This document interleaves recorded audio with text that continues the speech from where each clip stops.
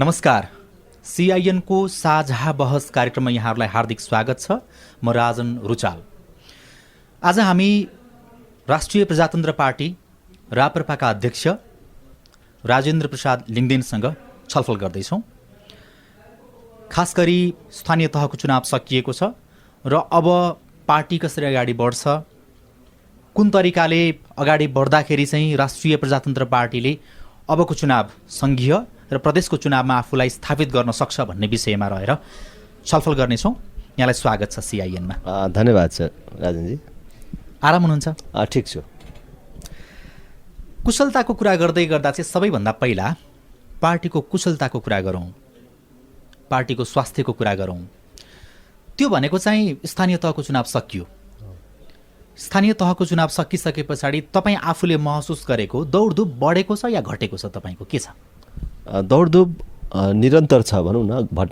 घट्ने बढ्ने भन्दा पनि स्थानीय तहको चुनावैको बेला देखिने खालको दौडधुप थियो।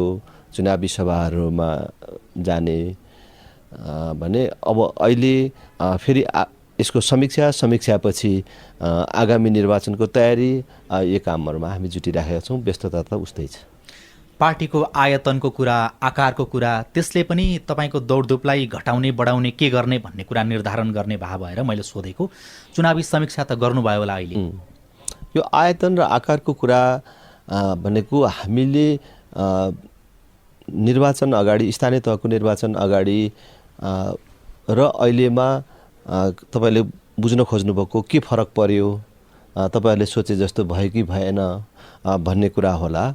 हामीले स्थानीय तहको निर्वाचनमा जे सन्दर्भ, जे समय र परिस्थितिमा हामीले निर्वाचनमा भाग लिएका थियौँ र त्यसमा हाम्रो जे अपेक्षा थियो, हामीले सोचेकै जस्तो परिणाम नआए पनि अहिले जे परिणाम आयो त्यो अनपेक्षित थिएन। किन भन्दाखेरि हामीसँग निर्वाचन जुन बेला घोषणा भयो त्यस बेला भर्खरै हामीले पार्टीको महाधिवेशन सम्पन्न गरेर नेतृत्वमा आएका थियौँ।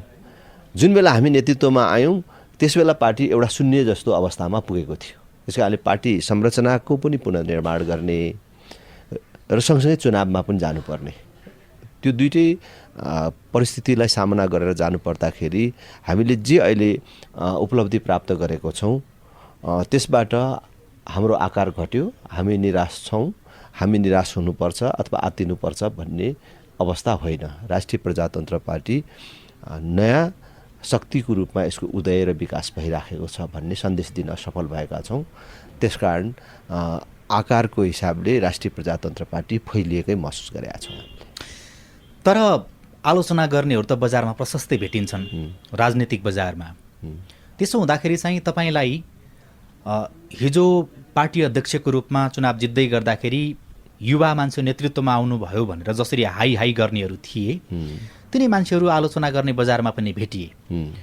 उनीहरूले चाहिँ यसपटकको स्थानीय तह चुनावले राप्रपाको अध्यक्षको रूपमा राजेन्द्र प्रसाद लिङ्गदेनको नाडी छाम्ने काम गर्यो भनेर भनेका छन्। के भन्ने उनीहरूलाई? केही मानिसहरू समयको पर्खाइमा कहाँ भन्न पाइन्छ र कसरी राप्रपालाई कमजोर साबित गर्न सकिन्छ भन्ने उद्देश्यले बसेका हुन सक्छन् र त्यस्ता मानिसहरूले यो चुनावी परिणामलाई त्यो ढङ्गले व्याख्या गरेको हुनसक्छ। मलाई लाग्छ कि हामीलाई हिजो समर्थन गर्ने र हामीप्रति आशाको दृष्टिकोणले हेर्ने राष्ट्रिय प्रजातन्त्र पार्टीमा क्रियाशील रहेका मानिसहरू कसैले पनि त्यस्तो प्रतिक्रियाहरू व्यक्त गर्दैनन्। अब कोही मानिसहरू आफू उम्मेदवार पनि बन्न नसक्ने, उम्मेदवार पनि उठाउन नसक्नेहरूले खै त राप्रपाले जितेको, कति जित्यो भन्ने तर्कका खातिर तर्क गर्नेहरूले यस्ता कुराहरू भन्छन् होला। तर राष्ट्रिय प्रजातन्त्र पार्टीका शुभेच्छुकहरू र राष्ट्रिय प्रजातन्त्र पार्टीको नेता कार्यकर्ताहरूमा त्यस प्रकारको कुनै भ्रम छैन कि हामीले हाम्रो सङ्गठन संरचना अनुसार जति उम्मेदवारहरू उठाएका थियौँ कि 5 दलीय गठबन्धन र प्रमुख प्रतिपक्षको गठबन्धन समेतका बीचमा हामीले जे उपलब्धि हासिल गरेका छौँ यसैमा चित्त बुझाउनु पर्छ भन्ने छैन। तर यो निराशा हुनुपर्ने खालको निराशाजनक खालको चाहिँ छैन। पार्टी अध्यक्षको रूपमा निर्वाचित भइसके पछाडि जो हार्नुभयो अथवा उपविजेता बन्नुभयो त्यसरी पनि भन्न सकिन्छ। कमल थापा उहाँले पार्टी विभाजन गरेर जानुभयो, त्यो पनि नभनौँ पार्टीबाट बाहिरिनु भयो, तपाईँहरूको शब्द मैले सापटी लिएँ। स्थानीय तहको चुनावमा उहाँलाई चाहिँ कतिको मिस गर्नुभयो? हामीले कहीँ पनि मिस गर्नु परेन। किन गर्नु परेन भन्दाखेरि उहाँले देशभरि नै कहीँ गाउँपालिकामा, नगरपालिकामा, महानगरपालिकामा उम्मेदवार उठाएको पनि हामीले भेटेनौँ र मतको कारणले कुनै गाउँपालिका, नगरपालिका अथवा कुनै पनि स्थानीय तहमा उहाँको अनुपस्थितिले हारियो। उहाँ भएको भए यो गाउँपालिका जित्थ्यो, यो नगरपालिका जित्थ्यो, महानगरपालिका जित्थ्यो। उहाँको अभाव महसुस हुने खालको त्यस्तो कुनै कुराहरू पनि भएनन्। तर म 2वटा उपमहानगरपालिकाको नाम लिन्छु है। हजुर हजुर। नेपालगञ्ज उपमहानगरपालिका जहाँ तपाईँहरूको पहिला मेयर हुनुहुन्थ्यो, तपाईँकै पार्टीको अहिलेको महामन्त्री। त्यस पछाडि हेटौँडा उपमहानगरपालिका जहाँ तपाईँहरू निकट प्रतिस्पर्धीको रूपमा आउनुभयो, 2-4 भोट भएको भए जित्न सक्ने अवस्था थियो। त्यस्ता ठाउँहरूमा त कतै कतै अलिकति उहाँलाई सम्झिनुभयो कि भन्ने कुरा नि होइन। उहाँले पनि त्यहाँ उम्मेदवार उठाएर त्यहाँ मत काटिएको भए, उहाँको पनि उम्मेदवारहरू भएको भए, ओहो हामी मिलेको भए, उहाँ हामीसँग नछुटिनु भएको भए भन्ने स्वाभाविक रूपले त्यो फिल हुन्थ्यो होला। नेपालगञ्ज उपमहानगरपालिका हामीले लुज गरेकै हो, हजुर लुज गऱ्यौँ। तर त्यहाँ अघिल्लोचोटि पनि हामीले विजय प्राप्त गर्दाखेरि धवलजीको लोकप्रियताको आधारमा हामीले विजय प्राप्त गरेका थियौँ। अहिले उहाँ उम्मेदवार हुनु भएन, स्वाभाविक रूपले हामीले त्यो घाटा बिहोर्नु पर्यो। जहाँसम्म कमल थापाजीको जिल्लाको हेटौडा उपमहानगरपालिकाको कुरा छ, उहाँको अनुपस्थितिले हामी हार्यौँ भन्ने भन्दा पनि उहाँ नभएपछि चाहिँ हामीले त्यो मत प्राप्त गऱ्यौँ भन्ने कुरा परिणामले देखाउँछ। हामीले जित्न त सकेनौँ, केही सय मतले हामी हार्यौँ, त्यो आफ्नो ठाउँमा छ। तर हिजो उहाँको नेतृत्वमा हामीले चुनाव लड्दाखेरि त्यो उपमहानगरपालिकामा 7,000 मत पनि हामीले पाउन सकेको थिएन भने अहिले उहाँले छोडेर हिँडेपछि 20,000 भन्दा बेसी मत हामीले प्राप्त गऱ्यौँ भने हामीले त्यसमा घाटा महसुस गर्नुपर्ने, अथवा उहाँले अर्को चिन्हबाट, उहाँको चिन्हबाट कोही नगर प्रमुख उम्मेदवार उठाउनु भएको थियो, अथवा उहाँले गठबन्धन गरेको कुनै पार्टीले जितेको थियो भने उहाँ भएको भए जितिन्थ्यो कि भन्ने कुराहरू हुन्थ्यो होला। तर त्यो कुनै महसुस हामीले गरेका छैनौँ। अब आगामी चुनावको कुरा गरौँ। सङ्घ र प्रदेशको चुनाव चाहिँ अबको 6 महिना बढीमा त्यति पनि नजाला भन्ने कुरा छ। कार्तिकको अन्तिममा अथवा मङ्सिरको पहिलो हप्तासम्ममा गर्ने भन्ने तयारी सत्ता गठबन्धनले गरिराखेको छ भनेर बाहिर मिडियामा पनि सार्वजनिक भइराखेको छ। नेताहरूले फाटोफुट्ट बोलिरहनु भएको छ। तपाईँहरूको तयारीको दृष्टिकोणले चाहिँ अब पनि एक्लै लड्ने हो अथवा कतै न कतै तपाईँहरू त्यो सेप लागेर जानुपर्छ, त्यसो गर्दाखेरि पो अलिक सजिलो हुन्छ कि भन्ने ठाउँमा पुग्नुभयो? मूलत राष्ट्रिय प्रजातन्त्र पार्टी अहिले पनि के स्पष्ट छ भने सैद्धान्तिक हिसाबले राष्ट्रिय प्रजातन्त्र पार्टी एक्लै चुनाव लड्नुपर्छ, आफ्नो बलमा चुनाव लड्नुपर्छ भन्नेमै छ र हामीले अहिले त्यही प्रकारको तयारी गरिराखेका छौँ र आन्तरिक रूपमा उम्मेदवारहरूको टुङ्गो लगाउने, छलफल गर्ने, त्यसै गरेर त्यसको चुनावका तयारीका लागि प्रशिक्षणहरू, विभिन्न सङ्गठनहरूको निर्माण गर्ने कामहरू हामीले गरिराखेका छौँ र त्यसमा हामी केन्द्रित भएका छौँ। तर अघिल्लो चुनावमा पनि राजनीतिक दलहरूका बिचमा गठबन्धन र तालमेलहरू भए हो। अब यो पटक पनि त्यो सम्भावनालाई नकार्न सकिन्न। तपाईँ आफै पनि त त्यसरी नै जित्नु भयो नि। पुरै पार्टीहरू म मात्रै होइन, सबै पार्टीहरू नै अहिले चुनाव जितेका, अहिले संसदमा भएका कुनै पनि राजनीतिक दलहरू एक्लै चुनावै लडेको छैनन् होइन, सबैले एकअर्काको सहयोग लिएका छन्। त्यसमध्ये हामी पनि हौँ भने अब योचोटि पनि अरू दलहरूका बिचमा गठबन्धन बन्दै जाने कुराहरू चर्चामा आइराखेका छन् र त्यो परिस्थिति बन्दै गयो भने र कुनै दलसँग उपयुक्त वातावरण बन्यो, सम्मानजनक परिस्थिति बन्यो भने त्यस प्रकारको तालमेलहरू बन्न सक्छन् र त्यसलाई हामीले अस्वीकार गर्न सक्ने अवस्था छैन। तपाईले भनेको जुन त्यो तर अहिले हामीले कुनै राजनैतिक दलसँग कुराकानी पनि गरेका छैनौँ र प्राथमिकतामा पनि राखेको छैनौँ र हामीले यो चाहिँ अनिवार्य छ है, यो गरेन भने हामी सकिन्छौँ भन्ने विषयको रूपमा चाहिँ यसलाई लिएका छैन। त्यो चुनावी तालमेलको शर्त भन्या चाहिँ कोही नेता विशेषलाई जिताउनको लागि अथवा जित्नुपर्छ भन्ने चाहनाका लागि हुने हो, अथवा त्यसमा कुनै तपाईँहरूको एजेन्डाको स्वार्थ, नीति मिल्ने, विधि मिल्ने, के कुराहरू मिल्ने? मलाई के लाग्छ भने नेपालमा जुन गठबन्धन र तालमेलहरू भइराखेको छ, सैद्धान्तिक रूपमा कुनै दलहरूको बिचमा पनि छलफल र बहस भएर नीति मिल्ने, सिद्धान्त मिल्ने, समान विचारको भनेर गठबन्धन भएको होइन, सिटको तालमेलहरू भइरहेको छ, सिटसँग सम्बन्धित छ। हामीसँग पनि कसैको भोलि गठबन्धन या तालमेल भयो भने मलाई लाग्छ त्यो सिट केन्द्रित नै हुन्छ।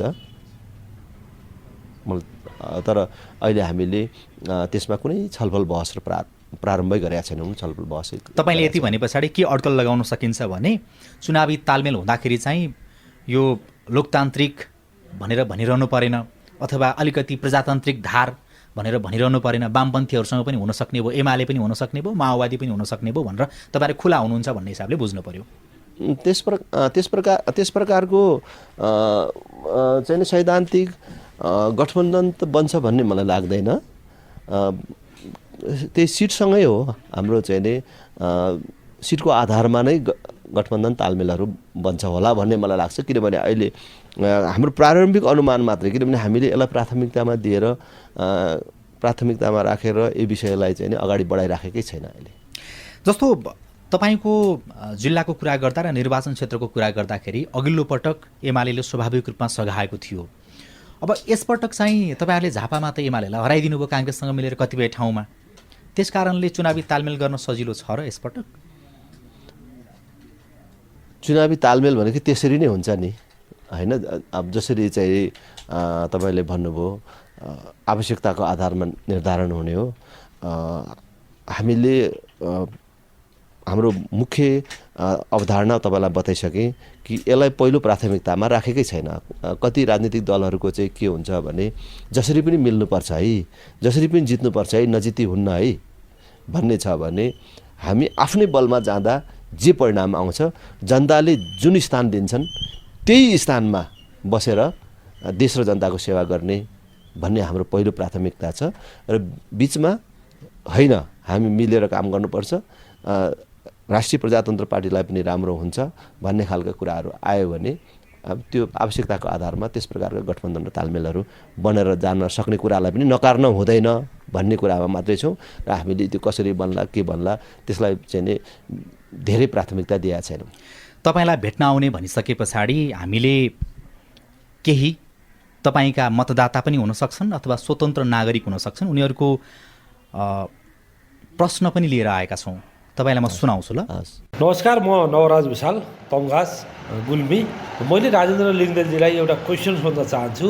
जनताले मारिसकेको राजतन्त्रलाई बोकेर नयाँ नेपालको सपना तपाईँ कसरी देख्न सक्नुहुन्छ र अरूलाई कसरी चाहिँ देखाउन सक्नुहुन्छ? नमस्कार, मेरो नाम रामप्रसाद कणेल। हजुरहरूले चाहिँ अब यो राज संस्था चाहिन्छ, राजा भनेको एउटा गहना हो भनेर चाहिँ अभियानमा हिँड्नुभयो र पहिला चर्चामा पनि खुब आउनुभयो। तर अहिले त्यस्तो चाहिँ चर्चा गरे अनुसारको अलि आएन र अब के सोच्नु भएको छ? अब यही पुरानै एजेन्डा हो कि नयाँ कोही एजेन्डाहरू थपेर चाहिँ अर्को संसदीय चुनावमा चाहिँ अघि बढ्ने के योजना बनाउनु भएको छ भन्ने प्रश्न गर्न चाहन्छु। यो राजतन्त्रसँग जोडिएका अरू पनि प्रश्नहरू छन्, त्यो प्रश्नहरू म आफै पनि सोध्छु, केही प्रश्न नागरिकले पनि सोध्नु भएको छ। जस्तो तपाईँहरू राजतन्त्रलाई एउटा पार्टीको एजेन्डा बनाएर अथवा हामी पुग्ने ठाउँ चाहिँ त्यही नै हो है, राजतन्त्र कुनै न कुनै हिसाबले नेपालमा हुनुपर्छ भनेर, हिन्दू राष्ट्र हुनुपर्छ भनेर हिँडिरहनु भएको छ। तर जनताको बुझाइ चाहिँ अलिकति फरक छ, तर सबैको होइन, केही जनताको बुझाइ फरक छ। हाम्रो व्यवस्था जुन छ, हामी त्यो व्यवस्थाको विपरीतको कुरा गर्दैछौँ राजतन्त्र भनेर। यो कहाँ पुग्ने बाटो? अघि सोध्नु भएको प्रश्नको जस्तै। ठिकै भन्नुभयो कि अहिले हामीले जुन राज संस्थाको कुरा गरिराखेका छौँ त्यो के बुझ्नु हुँदैन भने विगतको जुन थियो त्यो राज संस्था होइन भनेको अब नयाँ सहमतिको संविधानको परिधिभित्र रहने राज संस्था जसको स्वरूपै हामीले चाहिँ बताएका छौँ, सार्वजनिक रूपमा ल्याएका छौँ कि जनताले प्रत्यक्ष रूपमा निर्वाचित गर्ने कार्यकारी प्रधानमन्त्री र अभिभावकीय संस्थाको रूपमा राज संस्था रहने। कि नेपाल जस्तो भूराजनीतिक परिस्थिति भएको देश जसको उत्तरतर्फ विश्वको चाहिँ महाशक्तिको रूपमा उदय र विकास भइराखेको चीन र दक्षिणमा त्यसरी नै शक्तिशाली र भूगोलको हिसाबले पनि बलियो राष्ट्रको रूपमा चाहिँ देखिएको भारतको बिचमा रहेको यसको सार्वभौमसत्ता, स्वतन्त्रता, अखण्डताको लागि एउटा राजनीतिभन्दा माथि रहेको अभिभावकीय संस्था जरुरत हुन्छ र त्यो संस्थाको रूपमा चाहिँ राज संस्था नै उपयुक्त हुन्छ भन्ने हाम्रो निष्कर्ष हो।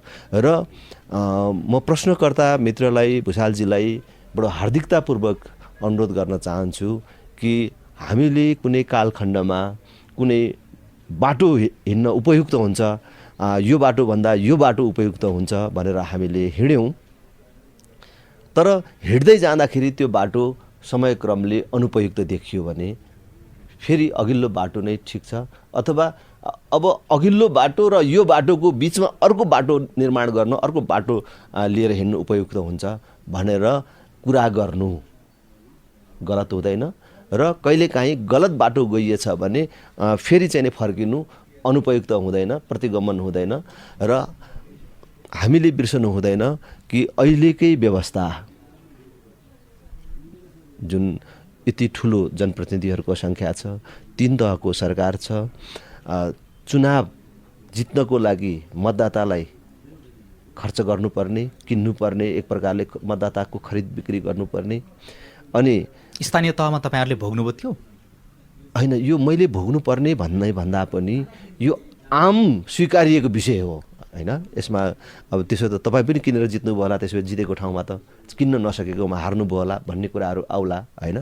तर यो आम स्वीकारिएको चिज हो र देशको यथार्थ हो कि चुनावमा कुन प्रकारको खर्च हुन्छ, अनि त्यसपछि प्रधानमन्त्री बन्ने मानिसहरूले सांसदहरूलाई कुन प्रकारको खरिद बिक्रीको कुराहरू तपाईँ हामीले सुन्नु परेको छ, कुन प्रकारको चाहिँ नि प्रधानमन्त्री टिकाउनको लागि दलहरूको विभाजन होइन, दलहरूको बिचमा लेनदेनको कुराहरू सुन्नुभएको छ कि यो सबैलाई हामीले निरन्तरता दिइराख्ने हो भने अब देशले यो धेरै समय धान्न सक्दैन। त्यस कारणले हामीले सहमतिबाटै यो अहिलेको प्रणालीमा सुधार गर्नु हामी सबैको लागि उपयुक्त हुन्छ भनेर हामीले प्रत्यक्ष जनताबाट निर्वाचित हुने प्रधानमन्त्री र अभिभावकीय संस्थाको रूपमा राज संस्थाको कल्पना गरेर हामीले जनताको बिचमा यो प्रस्ताव गरेका छौँ। यसको अर्थ हिजोको जस्तो राजतन्त्र अथवा राजाको भूमिका रहने कुरा हामीले गरेको होइन। अब त्यो तपाईँले भनेअनुसार, व्याख्या गरे अनुसार जनताले भोट दिने हो भने पनि 2/3 मत चाहिन्छ, संविधान संशोधन गर्नु पर्यो, अनि मात्रै व्यवस्था परिवर्तन हुने कुरा भयो। अहिलेकै अवस्थामा त त्यो त कुवामा बसेर भ्यागुताले म बाहिर निस्किन्छु भनेर देखेको सपना जस्तै त भयो नि, होइन र? प्रारम्भमा कति असल कुराहरू त्यस्तै जस्तो लाग्छ होइन। पृथ्वी घुम्छ भन्नेहरू दण्डित हुनुपर्ने समय पनि थियो है।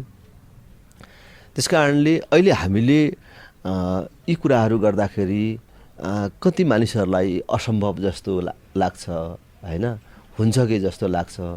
मसँगै कति साथीहरूले प्रतिक्रिया व्यक्त गर्नुहुन्छ, तपाईँको कुरा त ठिक छ तर यो कसरी हुन्छ होला, यो भए त हुन्थ्यो, आधार होइन होइन त्यही त कसरी हुन्छ भन्नुहुन्छ। तर यो कुरा भोलि राष्ट्रिय प्रजातन्त्र पार्टीलाई जनताले तपाईँले भनेको जस्तै 2/3 मात्रै दियो भने त त्यसै नै परिवर्तन भइहाल्यो, सुधार भइहाल्यो।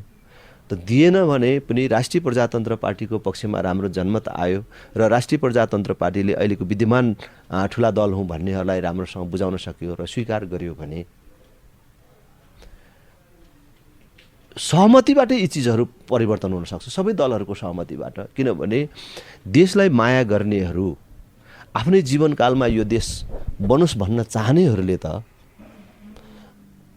अहिलेकै बाटोबाट देश बन्दैन भन्ने निष्कर्षमा त पुग्दै गएको अवस्था छ नि। तपाईँले सहमतिको कुरा गर्नुभयो, म त्यहीँनिर एउटा प्रश्न गर्छु। सहमति मानिलिउँ, काङ्ग्रेसका कतिपय नेता पनि हिन्दू राष्ट्र हुनुपर्छ भनेर सार्वजनिक रूपमै भन्छन्। एमालेकै पार्टी अध्यक्ष पनि राम मन्दिरको उद्घाटन गर्दै हिँड्नुहुन्छ, अथवा उहाँ पनि हिन्दू राष्ट्रप्रति एक खालको नरम कुरा गर्दै हिँड्नुहुन्छ। सम्भवतः उहाँको पनि धारणा त्यस्तै होला, बुझ्न सकिन्छ। ठुला दलहरूले हिन्दू राष्ट्रलाई मान्ने सन्दर्भमा हामी सहमतिमा आउन सक्छौँ, सहमत हुन सक्छौँ, तर राष्ट्र संस्था चाहिँ हामी मान्दैनौँ, त्यो सेरेमोनियल नै किन नहोस् भन्ने स्थिति भयो भने राप्रपा चाहिँ त्यति बेला के भन्छ? हाम्रा कुराहरू मान्ने क्रममा अरू राजनीतिक दलहरूले कसरी मान्दै जान्छन् त्यो त उनीहरूको चोइसको कुरा हो नि। त्यति बेला छोड्न सक्ने भन्नु खोजेँ मैले। होइन, छोड्न सक्ने र भने अहिले त हामीले समाएको के छ र? अहिले हिन्दू राष्ट्र मात्रै मान्ने भन्यो भने हामीले चाहिँ नि यो संहिता पनि फ्याँक्नुपर्छ, त्यो पनि फ्याँक्नुपर्छ, नभए यो हिन्दू राष्ट्र हामीले मान्दैनौँ भन्ने कुरा होइन।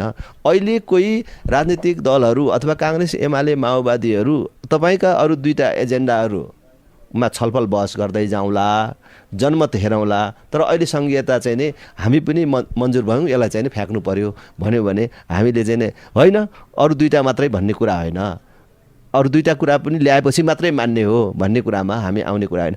के मान्ने हो मान्दै जाँदा भयो नि, मान्दै जाँदा भयो, त्यसमा हामीलाई कुनै आपत्ति नै छैन। होइन ल राजा त नल्याइ नहुने रहेछ, राजाभन्दा त राष्ट्रपतीय व्यवस्था महँगो रहेछ, निष्पक्ष नहुने रहेछ, विदेशीहरूले त कुनै प्रकारको इज्जत पनि नदिने रहेछ।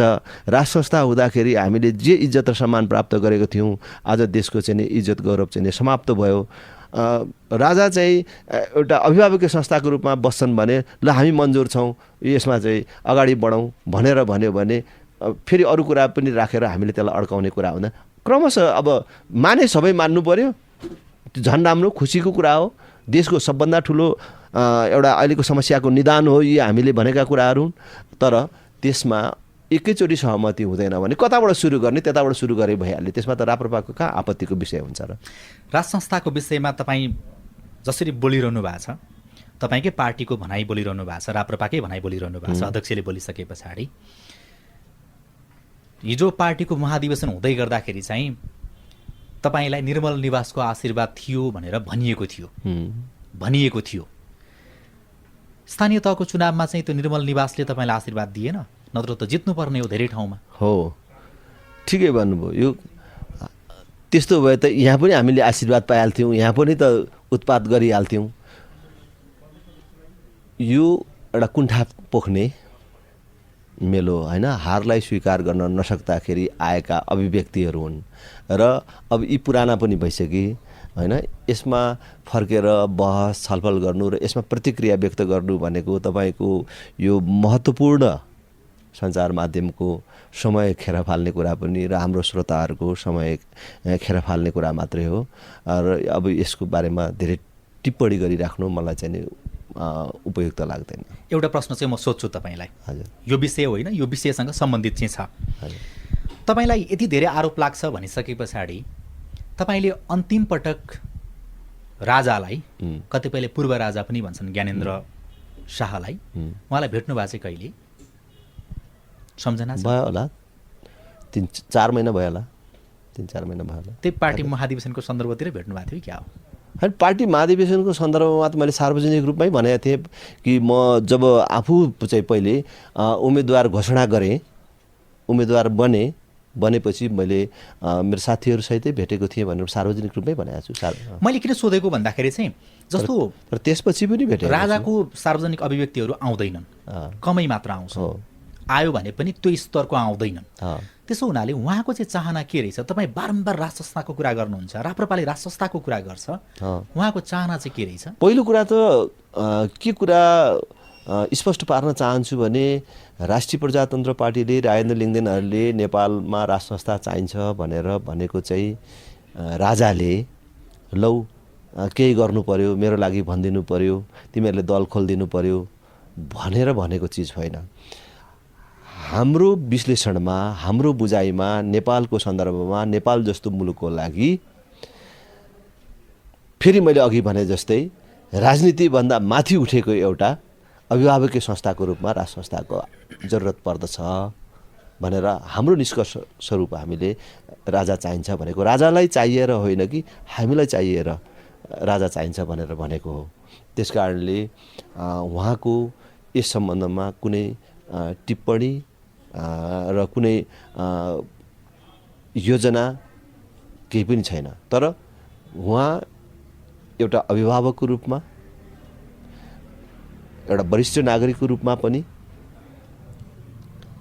मुलुकको अवस्थाबाट चिन्तित हुनुहुन्छ। मसँग कुराकानी भेटघाटमा देशले गति पक्रेन, देश जसरी अगाडि बढ्नुपर्ने थियो बढेन, जनताले दुःख पाए, देशले दुःख पायो, वैदेशिक हस्तक्षेप बढ्दै गयो, जनताको अवस्था झन्झन तल पर्दै गयो, हिजोभन्दा राम्रो भएन होइन झन् नराम्रो हुँदै गयो भन्ने कुरामा चाहिँ मैले चिन्तित भएको छु। तपाईँ घडी हेर्दै हुनुहुन्छ, हामी छुट्याउँ।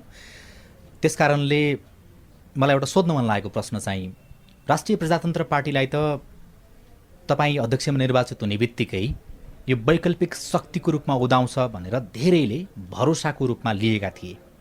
तर तपाईँहरू अहिले कस्तो देखिन्छ भन्दाखेरि यी दलहरू कहिले असफल होलान् र हामी त्यहाँनिर चाहिँ त्यो धमिलो भइसके पछाडि माछा मारौँला पानीमा भनेर कुरेर बसेको जस्तो देखिन्छ।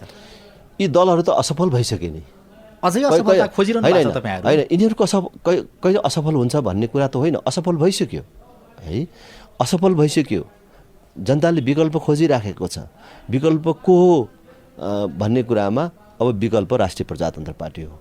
होइन होइन, अब विकल्प चाहिँ काठमाडौँ महानगरपालिकामा होइन, धरान उपमहानगरपालिकामा हर्क साम्पाङ विकल्पहरू त त्यहाँ आइराखेका छन् नि त। होइन, यो नै पनि के हो भन्दाखेरि जनताले दलहरू असफल भए र अब विकल्प खोज्नुपर्छ भन्ने सन्दर्भकै कुरा हो र हामीले उठाएको मुद्दाकै समर्थनमा हो नेपाली जनता। र नेपाली जनताको मनस्थिति हामीले जे भन्यौँ त्यही नै हो। हामीले स्थानीय तहको निर्वाचनमा ठिक ढङ्गले तयारी गर्न सकेनौँ होला, ठिक ढङ्गले उम्मेदवारीहरू तय गर्न सकेनौँ, हामीले राम्रोसँग बुझाउन सकेनौँ होला। तर आउने प्रदेश तथा प्रतिनिधि सभाको निर्वाचनमा तपाईँले देख्न पाउनुहुनेछ। तपाईँले भने जस्तै विकल्प भने त राजनीतिक दलको रूपमा हेर्ने हो भनेदेखि अब रवि लामिछानेको पार्टी आइसक्यो, राष्ट्रिय स्वतन्त्र दल। होइन, राजनीतिक दलहरू म रवि लामिछानेको मात्रै कुरा गर्दिनँ, अरू कुनै पनि राजनीतिक दलहरू जसले अहिले असफल भएको प्रणालीलाई नै स्वीकार गरेर अब यही प्रणालीबाट विकास गर्छु, यही निर्वाचन प्रणाली, यसैबाट चाहिँ म देशलाई विकल्प दिन्छु भन्यो भने त त्यस्तै अर्को राजनीतिक दल त जनतालाई किन चाहियो? त्यो त काङ्ग्रेस एमाले छँदैछ नि, माओवादी छँदैछ, खास गरी माओवादी होइन अहिलेको व्यवस्थाको संस्थापक अथवा यसको चाहिँ प्रस्तावक। त्यस कारणले त्यसको लागि त अरू किन चाहियो? तर अहिले कस्तो दल चाहियो भन्दाखेरि यो प्रणालीकै विकल्प दिने दल चाहियो। यो प्रणालीले काम गर्न सकेन, त्यस कारणले अब नयाँ प्रणाली, नयाँ सम्झौता, नयाँ मार्गचित्रबाट जानुपर्छ भन्ने राजनीतिक दल हुनु पर्यो। यो परम्परागत राजनीतिक दल र राजनीतिक प्रणालीलाई नै स्वीकार गरेर अगाडि त रवि लामिछाने मात्रै होइन, अरू जतिवटा दल आए पनि त्यही भोट ब्याङ्कभित्र खेल्ने हो है, त्यही अवधारणाको प्रतिनिधित्व गर्ने हो।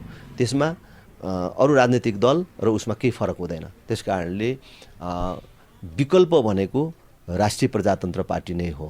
र हामीले कति बुझाउन सक्छौँ, कतिको उम्मेदवारहरू ठिक ढङ्गले उठाउन सक्छौँ, त्यो कुरामा पनि भर पर्छ कि हामीसँग जतिसुकै सुन्दर विचार भए पनि त्यसलाई हामीले ठिक ढङ्गले जनतालाई बुझाउन सकेनौँ, डेलिभरी हुन सकेन, उम्मेदवारहरू हुन सकेन भने तपाईँले भने जस्तो ठिकै कुरा हो कि परिणाम चाहिँ नआउन सक्छ। राप्रपालाई एउटा फरक खालको शक्तिको रूपमा लिँदै गर्दाखेरि मैले अघि नाम लिएका रवि लामिछानेदेखि लिएर हिजो वैकल्पिक शक्तिको रूपमा अगाडि आउँछु भनेर पार्टी खोल्नुभएका रविन्द्र मिश्रसम्म पनि राप्रपामा अटाउने कुरा भइराखेको थियो। बिचमा फेरि के गडबड भएछ हामीले त थाहा पाएनौँ, तपाईँलाई थाहा होला। त्यस प्रकारको मैले अघिल्लो सञ्चार माध्यमहरूमा पनि भनेको छु, मिश्रजीसँगको कुरा होस्, हामी औपचारिक रूपले कुराकानीमा कहिले प्रवेश गरेका छैन। अनौपचारिक साथीहरूसँग कुराकानी भयो, मेरो पनि कहिलेकाहीँ भेटघाट भयो, तर ठोस रूपमा हामी चाहिँ नि कुराकानीमा पुगेनौँ र स्थानीय तहको निर्वाचन आइहाल्यो। स्थानीय तहको निर्वाचनमा हामी आफ्नो ढङ्गले प्रवेश गरिसकेपछि फेरि थप कुराकानीहरू भएका छैनन्। अब भविष्यमा के हुन्छ, अब उहाँको पार्टीको जिम्मेवारी र संरचनामा पनि परिवर्तन आएको अवस्था छ। यता रवि लामिछाने सँग त उहाँ राजनीतिमा आउने भनेपछि राजनीतिमा आउने भए हाम्रो वैचारिक अवधारणामा तपाईँ सहमत हुनुहुन्छ भने हामीसँग आएर काम गरौँ भनेर म आफैले नै प्रस्ताव गरेको थिएँ। त्यसमा उहाँले राष्ट्र संस्थाको कुरा चाहिँ नस्वीकार्नु भएको भन्ने छ बाहिर चाहिँ। राष्ट्र संस्थाको स्वीकार्ने अस्वीकार्ने भन्दा पनि म चाहिँ नि तपाईँहरूसँग काम गर्ने भयो भने खबर गर्छु भन्नुभयो।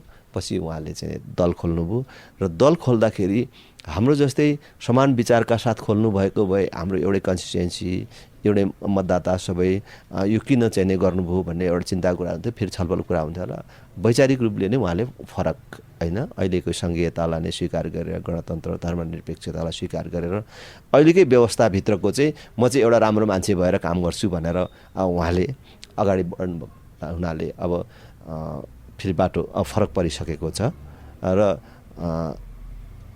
यसले हामीलाई चाहिँ नि कुनै अब फरक पर्छ भन्ने अनुमान पनि गरेको छैनौँ, त्यस्तो हिसाब पनि गरेको छैनौँ र उहाँलाई ल्याउन सकिएन भन्ने कुरा पनि छैन। किन समान विचार भएर फेरि कसैले खोलिदिएको थियो भने चाहिँ उही विचार उही लडाइँ भइसकेपछि त हामीले पद दिन सकेनौँ कि हामीले बोली व्यवहार वचन ठिक गर्न सकेनौँ कि भन्ने कुराहरू हुन्थ्यो।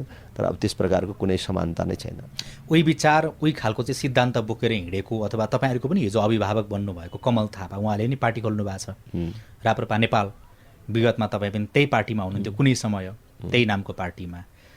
उहाँको पार्टीसँग चाहिँ पार्टी हुन सक्ने सम्भावना त्यो त झन् कल्पना पनि गर्न सकिँदैन। किनभने उहाँ के भने वैचारिक रूपमै उहाँले त झन् घोषणा गरेर रवि लामिछानेले भन्दा चर्को चाहिँ नि उहाँले चाहिँ नि राष्ट्र संस्थाको त अब औचित्य समाप्त भयो भनेर गइसकेपछि त अब व्यक्तिगत भेटघाट कुराकानी सम्बन्ध सम्पर्कको कुरा त छँदैछ।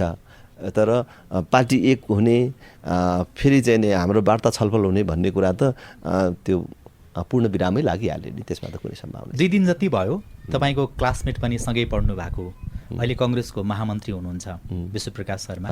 तपाईँहरूको बडो सौहार्दतापूर्ण कुराकानीहरू हुन्छ, भेटघाट गफगाफ औपचारिक अनौपचारिक फोटो पनि हाल्नुभएको थियो सामाजिक सञ्जालमा देखेको थिएँ मैले। यो सन्दर्भ चाहिँ आउँदै गरेको चुनावको सन्दर्भ त्यसमा जोडिन्छ कि जोडिँदैन कि अघिल्लो पटक एमाले सघाएर जित्नुभयो यसपटक काङ्ग्रेसले सघाउनु पर्ने हो कि खास कुरा के रहेछ भनेर बुझ्नु खोज्या? अब भोलि पर्सि परिणामले देखाउने कुरा हो। तपाईँको प्रश्नको पुछारपट्टिबाट मैले जवाफ दिन्छु। मलाई सबै राजनीतिक दलहरू आफ्नो उम्मेदवार उठाएर उठ्ने हो भने मेरो निर्वाचन क्षेत्रमा प्रतिनिधि सभामा विजयी हुनको लागि समस्या छैन। अहिले पनि राष्ट्रिय प्रजातन्त्र पार्टी मेरो निर्वाचन क्षेत्रमा स्थानीय तहको प्रमुख उम्मेदवारहरूका मतलाई चाहिँ जुन प्रमुख पदका उम्मेदवारहरूको चाहिँ मतलाई जोडेर अथवा पपुलर मतलाई जोडेर भन्ने हो भने राप्रपा मेरो निर्वाचन क्षेत्रमा पहिलो पार्टी हो। मलाई आफ्नो क्षेत्रका मतदातासँग विश्वास पनि छ। मैले आफू प्रतिनिधि सभाको सदस्य हुनको लागि मात्रै मेरो मतदातालाई छोडेर अरू कसैलाई गुहार्दै हिँड्नुपर्छ भन्ने मलाई लाग्दैन है। तर जहाँसम्म विश्वप्रकाशसँग मेरो सम्बन्धको कुरा छ, हामी प्रमाणपत्र तहदेखि स्नातक तहसम्मका सहपाठीहरू हौँ। सरिता परसाई पनि जो पूर्व राज्य मन्त्री फोटोमा उहाँ पनि हुनुहुन्थ्यो, मैले छुटाएँ। अहिले नेपाली काङ्ग्रेसको केन्द्रीय सदस्य, हामी बेन्च पार्टनर जस्तो हामी चाहिँ नि सँगै चाहिँ नि हिँड्यौँ। त्यसबेला पनि हामी फरक वैचारिक लाइनमै थियौँ, विद्यार्थी सङ्गठनमा अलग अलग थियौँ तर सँगै साथी थियौँ। बिचमा पनि भेटघाट सम्पर्कहरू भइरहेछन्। तर योचोटि कसै साथीहरूले हामी त्यस बेलाका ब्याचका साथीहरू काठमाडौँमा जो छौँ भेला हौँ, सम्पर्क गरौँ, एक दिन बसौँ भन्ने कुराहरू भयो र हामी भेला भयौँ। रमाइलो हो। 35 वर्ष अगाडिका सम्झनाहरू फेरि चाहिँ नै दोहोऱ्याइयो। त्यसमा कुनै राजनीतिक कुराकानीहरू राजनीतिक उद्देश्यहरू थिएनन्। तर स्वाभाविक रूपले दुई सहपाठीहरू आवश्यक परेको बेला राजनीतिक कुराकानी पनि गर्छौँ एकअर्कालाई। मैले सुनेको नि जस्तो झापाका कतिपय तपाईँहरूका शुभचिन्तक त्यहाँका स्थानीयहरू चाहिँ विश्वप्रकाश शर्मालाई पनि र राजेन्द्र लिङ्गदेनलाई पनि दुवैजनालाई संसदमा देख्न चाहन्छन् भन्ने खालको कुराकानी चाहिँ मैले सुने। यसमा कति सत्यता छ र त्यसको निकटमा तपाईँहरू कति हुनुहुन्छ भन्न खोजे? किन नहुनु र। अब अघिल्लोचोटि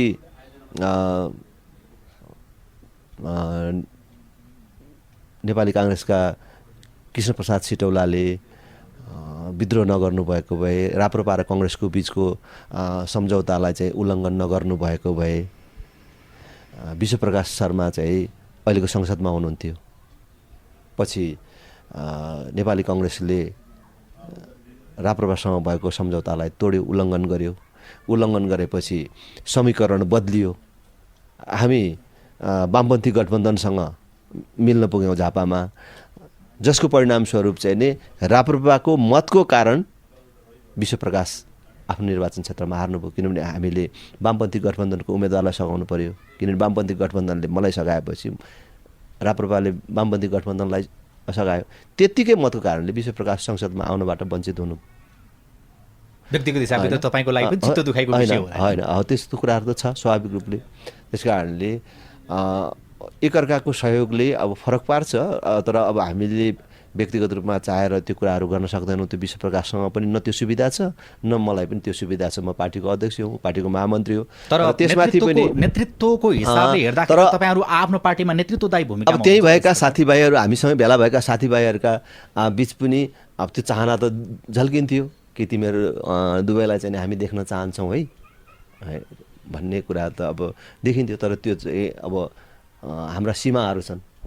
अन्तिममा जसरी एक खालको राजनीतिक रुझान जो अहिलेका प्रमुख भनिएका दलबाट विरक्त भएर छटपटाएका व्यक्तिहरूको विचार, आशा, भरोसा जे भने पनि त्यो रुझान तपाईँतिर थियो भनेर 2-4 महिना अगाडि भनिन्थ्यो, त्यसलाई तपाईँले थ्याक्नु नसक्नु भएको हो र? अहिले के भएको छ र? अहिले चुनाव छैन, बर्खा लागेको छ, हामीले कुनै औपचारिक कार्यक्रमहरू गरिरहेका छैनौँ। हामीप्रति अहिले पनि जनताको समर्थन बढेकै छ।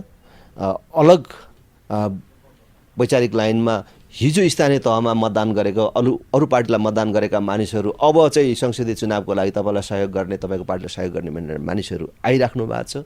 जिल्लाबाट हामीलाई आमन्त्रण भइराखेको छ र हाम्रो चाहिँ क्षेत्र भनेको पनि बुद्धिजीवीहरू, स्वतन्त्र मानिसहरू जो चाहिँ अन्य पार्टीमा भएर पनि देशलाई चाहिँ फरक ढङ्गले सोध्छन्, देशका प्रति चिन्ता लिन्छन्, उहाँहरू हामीसँग जोडिने क्रम युद्ध स्तरमा बढेको छ र त्यो हामीले आउने निर्वाचनमा देखाइ पनि दिन्छौँ। त्यो मलाई विश्वास पनि छ। त्यस कारण मलाई चाहिँ त्यो घट्यो भन्ने होइन, त्यो चाहिँ बढेर गएको छ। त्यो भरोसा बढेर गएको छ कि कहीँबाट राप्रपालाई, राजेन्द्र लिङ्गदेनलाई असुविधा हुन्छ कि कहीँबाट घेराबन्दी हुन्छ कि राजेन्द्र लिङ्गदेन कहीँ चुक्छन् कि कहीँ फस्छन् कि हाम्रो एउटा अन्तिम आशा चाहिँ त्यो भत्किन्छ कि भन्ने छ। र म आफै पनि के भन्छु भने राष्ट्रिय प्रजातन्त्र पार्टीलाई राजेन्द्र लिङ्गदेनलाई असफल हुने र जनतालाई निराश बनाउने सुविधा र छुटै छैन कि हामी भनेको त अहिले जनताको अगाडि अन्तिम विकल्प जस्तो हो। निराश भएका जनताहरू जो नेता भए पनि उस्तै हो, केही गर्दैन, जुन दल पनि उस्तै हो, केही हुँदैन, यो राजनीतिले काम गर्दैन, देश बर्बाद भयो भनेर भागेका निराश भएका मानिसहरूलाई हामीले एउटा सानो आशा जगाएका छौँ। हामी पनि चुक्यौँ, हामी पनि असफल भयौँ भने राजेन्द्र लिङ्गदेन मात्रै असफल हुने, राप्रपा मात्रै असफल हुने होइन। जनताको एउटा विश्वास मर्छ, आशा मर्छ र यसले लामो समयसम्म देशलाई एउटा क्षति बिहोर्न बाध्य गराउँछ। त्यसकारण हामीप्रति आइराखेको जुन जनताको उत्साह छ त्यसलाई मर्न दिने, त्यसलाई खस्कन दिने त्यो काम त गर्दैनौँ र त्यो खस्कदैन। अहिले महँगी व्याप्त छ। जनता खास गरी गरिबीको रेखामुनि रहेका र मध्यमवर्गीय जनता बिहान के खाने, बेलुका कसरी चुलो बाल्ने भन्ने अवस्थामा त्यो दिन दैनिकीबाट गुज्रिराखेका छन्। राप्रपा भन्ने दल चाहिँ त्यो सुख दुःखमा काहीँ पनि देखिएन, बोलेको सुनिएन, हामीले देख्न पाइएन भन्ने जनताको गुनासो चाहिँ जायज कि नाजायज त? त्यसो अहिले यो महँगीको विरुद्धमा कुनै पनि राजनैतिक दल औपचारिक रूपमा सडकमा छ भने त्यो राष्ट्रिय प्रजातन्त्र पार्टी मात्रै हो। तपाईँहरू टायर नबाल्ने भयो र नदेखिनु भयो कि क्या होला? हामी भत्काउँदैनौँ, टायर बाल्दैनौँ। त्यस कारणले त्यो नदेखिएको होला, अथवा बन्द हडताल गर्दैनौँ त्यस कारणले नदेखिएको होला कि अहिले पेट्रोलियम पदार्थमा भएको मूल्य वृद्धिको विरुद्ध सबभन्दा पहिले आयल निगममा जाने होस्, अथवा अहिले 77 जिल्लामा प्रदर्शन गर्ने होस्, ज्ञापन पत्र दिने होस्, तथ्याङ्कहरू बाहिर ल्याएर यसरी मूल्य वृद्धि चाहिँ रोक्न सकिन्छ भनेर सरकारलाई सुझाव दिने कुरामा होस्, सरकारलाई गएर ज्ञापन पत्र दिने कुरामा होस्, अथवा औपचारिक रूपमा पार्टीले नै अहिलेको महँगीको विरुद्ध कसैले आवाज उठाएको छ र कुरा सडकमा आएको छ भने त्यो राष्ट्रिय प्रजातन्त्र पार्टी हो। र जसका कारणले अब जनता कुनै पनि बेला श्रीलङ्कामा जस्तो नेताहरूको विरुद्ध उत्रिन सक्छन् भन्ने डरले अस्ति भर्खर पेट्रोलियम पदार्थमा केही भए पनि मूल्य घटायो, तर त्यति मात्रै पर्याप्त छैन, किनभने मूल्य वृद्धि पेट्रोलियम पदार्थमा मात्रै भएको छैन, अन्य दैनिक उपभोग्य वस्तुहरूमा, अत्यावश्यक वस्तुहरूमा भएको छ, स्वास्थ्य सामग्रीहरूमा भएको छ, औषधिहरूमा भएको छ। अझै पनि राप्रपा सडकमा छ। खेतीको सिजन आइसक्यो, मध्य बर्खाको बेला भयो, मल पाएको छैन, बिउ पाएनन्, जनता अहिले पनि जबरजस्त खेतमा जान बाध्य छन्। उन्नत बिउ पाएनन्, मल पाएनन्, तर केही न केही रोप्नै पर्यो, त्यो बाध्यकारी स्थिति छ।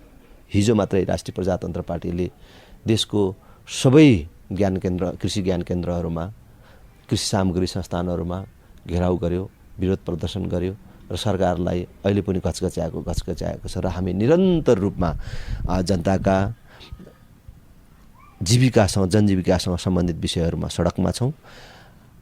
अहिले एउटा साङ्केतिक रूपमा छौँ होइन, राप्रपा विरोधमा छ भन्ने हिसाबले 100 जना, 200 जना, 500 जना निस्किराखेको होला, तर आवश्यक पर्यो भने यो ठुलो सङ्ख्यामा पनि आउँछ। र म तपाईँको यो लोकप्रिय रेडियो मार्फत सरकारको पनि ध्यान आकर्षण गराउन चाहन्छु कि सरकार गम्भीर बनोस्। अन्तिम प्रश्न र छुटाउनै नहुने प्रश्न, अबको चुनावमा राष्ट्रिय प्रजातन्त्र पार्टी राप्रपा मुलुकको आकारको हिसाबले सोध्दैछु, कति नम्बरको शक्तिको रूपमा उदाउँदैछ?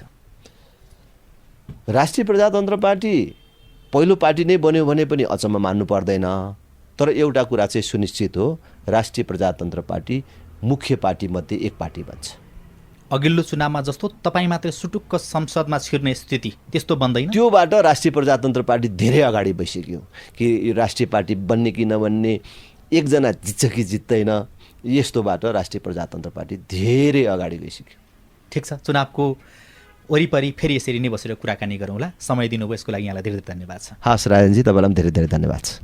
यो सँगै सिआइएनको साझा बहस यही सकिन्छ।